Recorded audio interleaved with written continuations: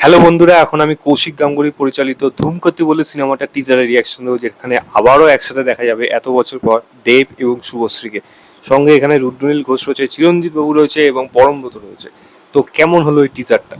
সত্যি কথা বলতে গেলে আজকের দিনে দাঁড়িয়ে একটা এত বছরের পুরনো সিনেমা দেখছি, যেটা এত বছর আগে রিলিজ করার কথা, কিন্তু তার যে প্রিমিয়াম কোয়ালিটি, তার যা মানে ওয়ে অফ প্রেজেন্টেশন, কোনোভাবে দেখে আপনি বুঝতে পারবেন না এটা এত বছর আগে শ্যুট করা। সমীক হালদার এটা ডিওপি, এবং সেই সিনেমাটাকে যেইভাবে শ্যুট করেছে কোনোভাবে বোঝা যায় না এটা পুরনো সিনেমা। এটা আজকের দিনের একটা সিনেমা মনে হচ্ছে, মানে এই জাস্ট কয়েকদিন আগে হয়তো শ্যুট করেছে। এত সুন্দরভাবে এটাকে ফুটিয়ে তুলেছে গল্পে। এবং গল্পের মধ্যে যে জিনিসটা দেখা যাচ্ছে, দেবের ক্যারেক্টারের সাথে এমন কোনো ঘটনা ঘটেছে যেটা পূর্বে তার সাথে তাকে বারবার পালিয়ে থাকতে হয়েছে, 9 বছর ধরে সে পালিয়ে থাকছে। কিন্তু তারপরে তার এই এই যে লুকটা, সেটা কি কোনো সত্যি লুক, নাকি সেটা তার ছদ্মবেশ, নাকি সে কোনো কোনো মিশনে আছে, যেটা হয়তো কোনো না কোনোভাবে এই সিস্টেমের বিরুদ্ধে বা সিস্টেমের কালো মুখোশগুলোকে ছড়িয়ে দেওয়ার জন্য তাকে এই পদক্ষেপটা নিতে হয়েছে।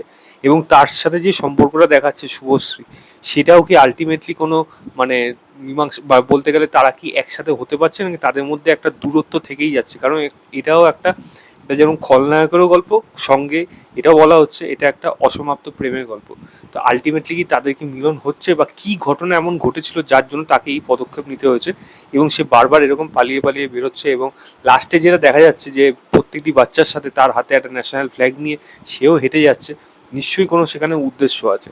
তো কৌশিক গাঙ্গুলি যখন যখন ডিরেক্টর, তার উপর পুরোপুরি ভরসা থাকে, এবং সে ওই সময় দাঁড়িয়ে এরকম মানে এরকম স্টাইলাইজেশন একটা কাজ সেখান থেকে ওই সময় দাঁড়িয়ে যে সে প্রেজেন্ট করেছে, এটা আউটস্ট্যান্ডিং ব্যাপার।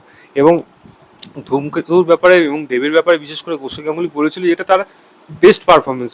এবং সেটা কিন্তু চোখে অনেক সময় দেখা যাচ্ছে, আয়নার সামনে দাঁড়িয়ে হ্যাঁ করে ডাক ডাক চিৎকার করছে, বা ওই লুকস অবস্থার মধ্যে আস্তে আস্তে উঠে তাকাচ্ছে। প্রত্যেকটা জায়গায় ভালো, এবং রুদ্রনীল ঘোষেও কিন্তু পারফরমেন্স এখানে ভালো দেখা যাচ্ছে। তবে হ্যাঁ, এই গল্পের মধ্যে আর কি কি দিক থাকে, কোন কোন ব্যাপার থাকে, কোন কোন রহস্য থাকে এই গল্পের মধ্যে, সেটাও কিন্তু দেখার মতো বিষয়। 14ই আগস্ট সিনেমাটা আসছে, টিজার জাস্ট আসলো, গান আসবে এরপরে, এবং এরপরে ট্রেলার আসবে, সেগুলো তো পরের ব্যাপার। বাট আমি এইটুকু বলে দিতে পারি, টিজার কোনোভাবে মনে হচ্ছে না এটা পুরনো সিনেমা। এবং দেব শুভশ্রীকে দেখার জন্য প্রত্যেকটা দর্শক কিন্তু অপেক্ষা করে আছে। এবং এই সিনেমাটা, তার উপর কৌশিক গাঙ্গুলি, মানে মানে কি বলবো, মানে মানে চরম পাওনা যে জিনিসটা বলে, তো সেই জিনিসটা কিন্তু এই সিনেমাটার সাথে হতে চলেছে। আমি খুব এক্সাইটেড সিনেমাটা নিয়ে। টিজারটা সত্যি মন ভালো করে দিল, গল্পের ব্যাপারে বেশি কিছু জানতে দিল না, লুকিয়ে রাখলো, ভালোভাবে টিজারটাকে এডিট করা হয়েছে। এবং এখানে বিজিএম এর কাজ, ইন্দ্রদীপ দাশগুপ্ত আইডি স্যার, তার কাজ কিন্তু প্রশংসনীয়। মানে সেটা কোন সময় তিনি ওই বিজিএমটা দিয়েছে জাস্ট ভেবে দেখুন।